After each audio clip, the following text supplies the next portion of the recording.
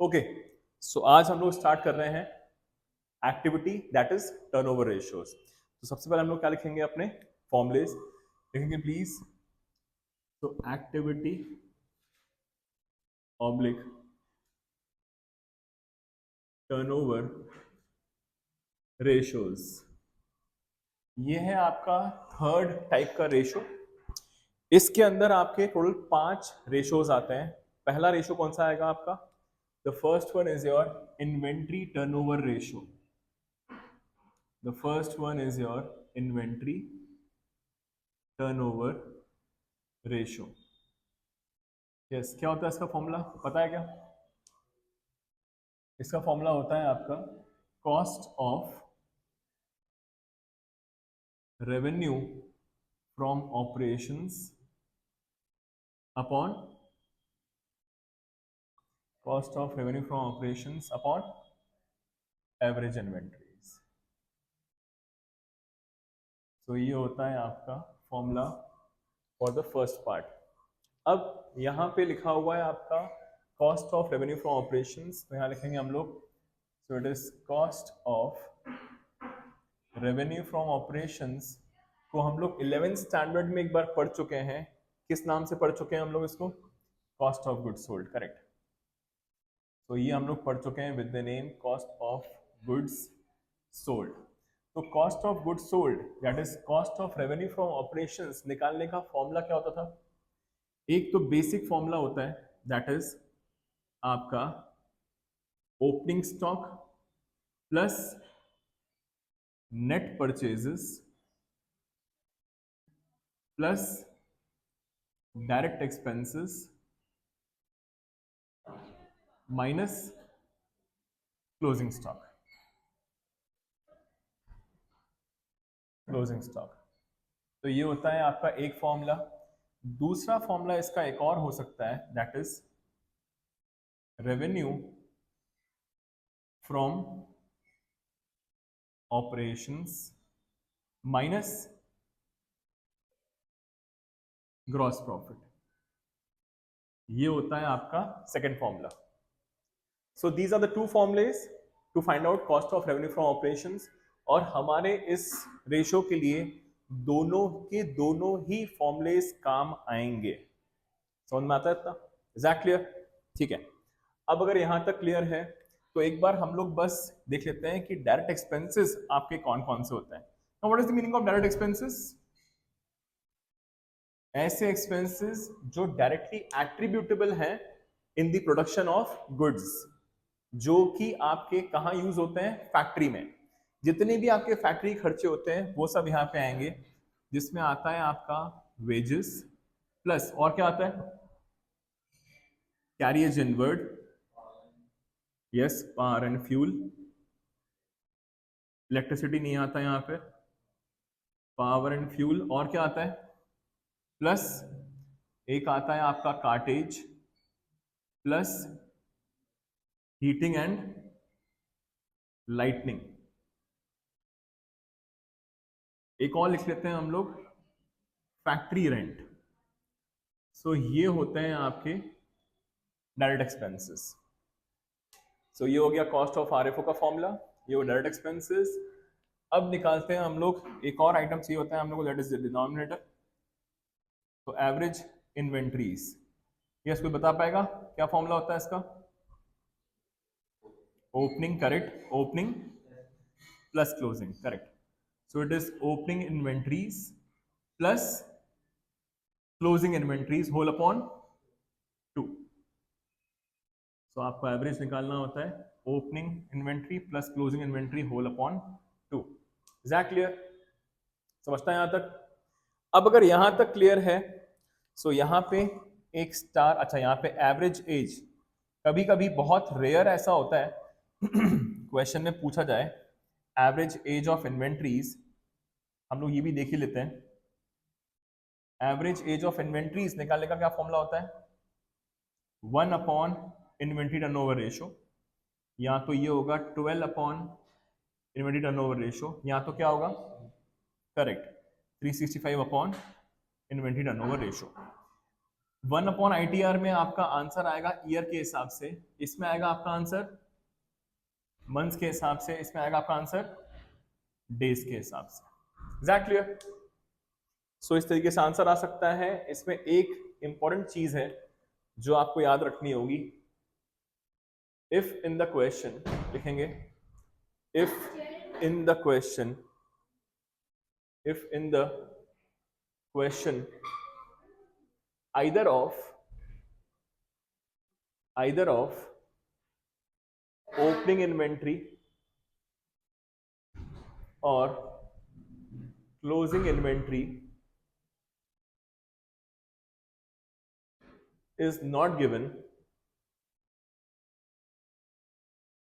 then the given inventory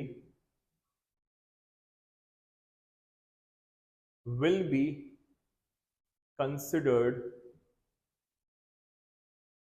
as average। समझिएगा, ये जो मैंने स्टार मार्क करके चीज लिखवाई है, this is applicable for all the formulas. हम लोग नेक्स्ट पढ़ेंगे ट्रेड रिसीवेबल्स टर्नओवर रेशियो, फिर पढ़ेंगे हम लोग ट्रेड पेबल्स टर्नओवर रेशियो, तो वहां पे भी इस चीज का ही यूज होगा। अगर क्वेश्चन में आपके पास ओपनिंग इन्वेंट्री या क्लोजिंग इन्वेंट्री में से कोई एक चीज गिवन नहीं है, that is either of opening और क्लोजिंग इज नॉट गिवन, कोई अगर एक चीज इसमें से गिवन नहीं है, तो जो चीज गिवन है, क्लोजिंग गिवन है, तो क्लोजिंग को आप लोग क्या मान लोगे, एवरेज मान लोगे। Is that clear? उसको आप डिवाइड बाय 2 नहीं करोगे। ठीक है, तो ये हो गया आपका first formula, that is inventory turnover ratio का। लिख लिया सबने? अब अगर इतना लिख लिया है, अब आते हैं हम लोग नेक्स्ट सेकंड फॉर्मूले पे, that is trade receivables turnover ratio. Number 2 लिखेंगे please, it is trade receivables turnover ratio. Second formula is trade receivables turnover ratio. Yes, क्या इसका फॉर्मूला होता है? Tell me. इसका होता है net credit revenue from operations, net credit revenue from operations upon, yes, so it is average trade receivables। so ये रहा इसका फॉर्मूला। अब यहां पे हम लोग को नेट क्रेडिट, अच्छा, net credit revenue from operations का साफ मतलब होता है नेट क्रेडिट सेल्स। आरएफओ का मतलब क्या होता है? Sales. Is that clear? So यहां पे एक फॉर्मूला लिखेंगे पहले, total RFO, total RFO that is total revenue from operations का फॉर्मूला होता है cash revenue from operations, that is cash sales, लिख देता हूं यहाँ पे ब्रैकेट में कैश सेल्स, और ये है आपका नेट आरएफओ, लिख देता हूं यहाँ पे। सो इसका होता है net sales is equal to cash sales plus, यहां पे आएगा credit sales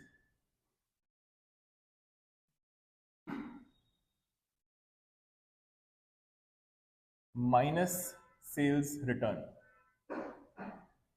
minus sales return. So बस मैंने नीचे बस आरएफओ की जगह पे सेल्स लिखा हुआ है ताकि कंफ्यूजन ना हो। सेल्स और RFO it's one and the same thing. Next, अब यहां पे आपको क्या निकालना है? आपको निकालना है net credit RFO. Net credit RFO निकालने के लिए आपको net RFO that is total RFO में से माइनस करना पड़ेगा पहले तो कैश आरएफओ, कैश आरएफओ, तो इससे आपका क्या आ जाएगा? इससे आपका क्या आ जाएगा? नेट क्रेडिट आरएफओ आ जाएगा। क्योंकि नेट आरएफओ में ऑलरेडी आपका सेल्स रिटर्न माइनस हो चुका होगा, तो इसलिए हम लोगों ने सिर्फ क्या माइनस किया इसमें से, net RFO minus cash RFO. समझता है यहाँ तक? क्लियर है? अब अगर यहां तक क्लियर है तो ये आ गया आपका net rate RFO, that is the numerator. Denominator के लिए क्या बोला गया है, क्या निकालना है हम लोगों को, क्या निकालना है हम लोग को, एवरेज ट्रेड रिसीवेबल्स। क्या होता है इसका formula, opening trade receivables plus closing trade receivables whole upon 2, whole upon 2। So trade receivables, what is the meaning of trade receivables, क्या होते हैं आपके trade receivables? Yes, that is debtors plus bills receivable, debtors plus bills receivables. तो इन दोनों को अगर आप प्लस कर दोगे you will get the trade receivables. तो एवरेज निकालने के लिए ओपनिंग प्लस क्लोजिंग करेंगे आप, so you will get the average. Is that okay? अब जैसे कि वहां पे था आपका एवरेज एज ऑफ इन्वेंट्रीज, यहां पे है आपका एवरेज कलेक्शन पीरियड। यहां पे आ सकता है आपका average collection period. So average collection period, same formula, that is 1 upon trade receivables turnover ratio, या तो 12 upon trade receivables turnover ratio, या तो 365 upon trade receivables turnover ratio। Again ये आपका ईयर्स में आंसर दे देगा, ये आपका मंथ्स में आंसर देगा, और ये आपका डेज में आंसर दे देगा। सो इससे आप निकाल सकते हो आंसर। अब यहां पे भी सेम वही चीज लागू होगी। अगर क्वेश्चन में आपके पास ओपनिंग या क्लोजिंग में से कोई सिर्फ एक ही गिवन है, देखिए क्या होता है, अगर आपके पास ओपनिंग गिवन है तो क्लोजिंग की कुछ इंफॉर्मेशन गिवन होगी कि क्लोजिंग इज 3 टाइम्स या इससे ज्यादा होगा, ऐसा कुछ इंफॉर्मेशन होगी, तो कोई दिक्कत नहीं है, तो आप ओपनिंग और क्लोजिंग दोनों ही निकाल कर एवरेज निकाल सकते हो। बट अगर ऐसी कोई इंफॉर्मेशन गिवन ही नहीं है, आपके पास सिर्फ और सिर्फ क्या गिवन है, एक ही ट्रेड रिसीवेबल्स गिवन है, या तो ओपनिंग या तो क्लोजिंग, और दूसरे की इंफॉर्मेशन नहीं है, तो आप उसी को क्या मान लोगे, अपना एवरेज मान लोगे। समझता है यहां तक? क्लियर है? सो ये हो गया आपका नेक्स्ट सेकेंड फॉर्मूला। समझता है यहां तक? अब आएंगे थर्ड वाले पे, लिखेंगे प्लीज नंबर 3। नंबर 3 इज, बस यहां पे रिसीवेबल्स की जगह पे क्या हो जाएगा आपका, payables. So number 3 is trade payables turnover ratio. यहां पे average net credit revenue from operations की जगह पे आ जाएगा नेट क्रेडिट परचेजेस, और एवरेज ट्रेड पेबल्स की जगह पे आ जाएगा आपका एवरेज ट्रेड। ये हो गया। अब यहां पे इनके फॉर्मूलेस चेंज हो जाएंगे। एवरेज ट्रेड पेबल्स निकल के आएगा यहाँ पे, so it will be opening trade payables plus closing trade payables whole upon 2। अब ट्रेड पेबल्स का मतलब क्या होता होगा, बताइए? करेक्ट, ये हो जाएगा आपका क्रेडिटर्स और बिल्स पेबल्स। और एवरेज, अच्छा जैसे कलेक्शन क्या होता है कि आप अपने ट्रेड रिसीवेबल से, डेटर से पैसा कलेक्ट करते हो, तो वहां पे क्या था, एवरेज कलेक्शन पीरियड। क्रेडिटर्स को हम लोग अमाउंट पे करते हैं, तो यहां पे क्या आ जाएगा, एवरेज पेमेंट्स पीरियड। तो ये हो जाएगा आपका टीपीटीआर। यहां पे भी क्या हो जाएगा आपका टीपीटीआर, यहां पे भी क्या हो जाएगा आपका टीपीटीआर। Is that okay? समझता है यहां तक? सो यहां पे आ जाएगा net credit purchases, net credit purchases is equal to net purchases minus cash purchases. Net purchases minus cash purchases. तो यहाँ पे बस इसका फॉर्मूला चेंज हो जाएगा, ये चेंज कर देता हूँ मैं आपका।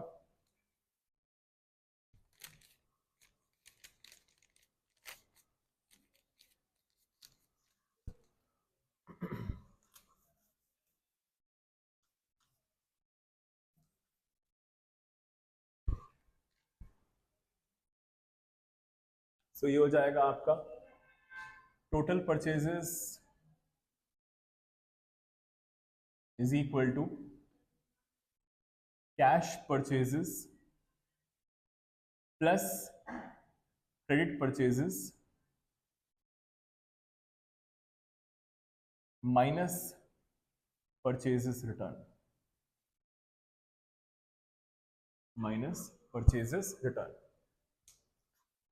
सो ये हो गया आपका third formula. Is that okay? थोड़ा सा स्पीड में कॉपी कर लेंगे प्लीज।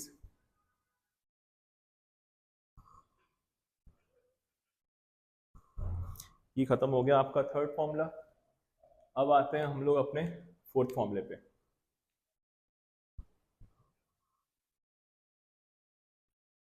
अब आते हैं हम लोग नेक्स्ट फॉर्मूले पे, that is number fourth. Yes, fourth क्या होता है आपका? Working capital turnover ratio. क्या होता है इसका formula? Net credit revenue from operations, that is RFO upon working capital. ये होता है फॉर्मूला? ये होता है? नहीं होता ये formula. The formula is net RFO, net revenue from operations is the formula upon working capital. Is that okay? समझता है यहां तक? अब अगर यहां तक क्लियर है तो नेट रेवेन्यू फ्रॉम ऑपरेशंस हम लोग ऑलरेडी देख चुके हैं। रेवेन्यू फ्रॉम ऑपरेशन हम लोग ऑलरेडी देख चुके हैं। वर्किंग कैपिटल निकालने का क्या फॉर्मूला होता होगा आपका?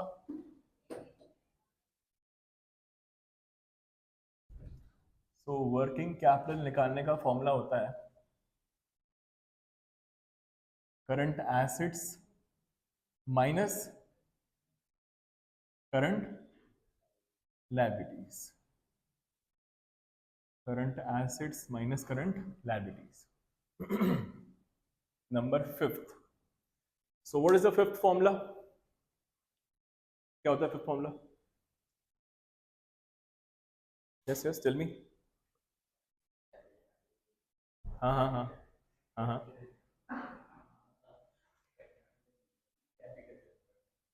Capital employed turnover ratio. Yes, क्या होता है इसका फॉर्मूला?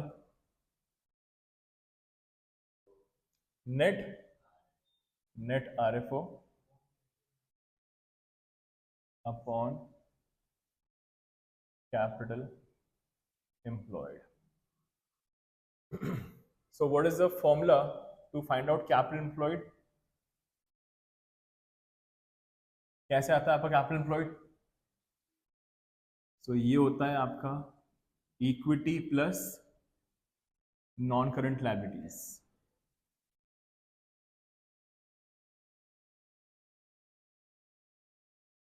जब आप इक्विटी का मतलब क्या होता है आपका?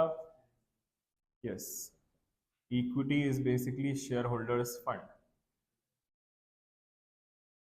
Share holders fund.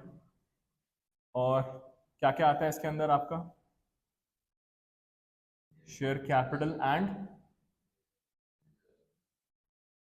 Reserves and surplus.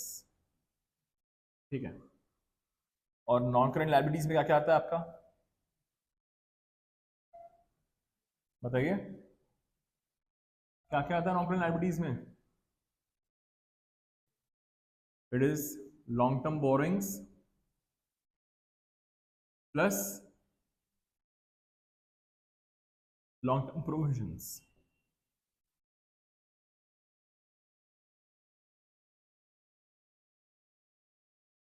So long term borrowings किसी को पता है क्या क्या होती है?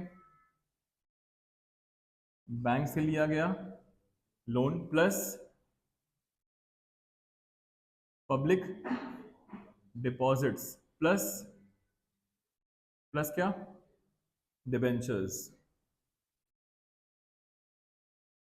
और प्लस क्या हो जाएगा इसमें? Long term provisions. Is that okay? So ये रहा आपका formula to find out the capital employed turnover ratio. So these were the 5 ratios जो इस हेड एक्टिविटी टर्नओवर रेशियोज के अंदर आते हैं. सो ये हम लोगों ने सब के सब फॉर्मूलेज पढ़ लिए. अब नेक्स्ट हम लोग करेंगे इसी इक्वेशन सॉल्व नेक्स्ट क्लास में.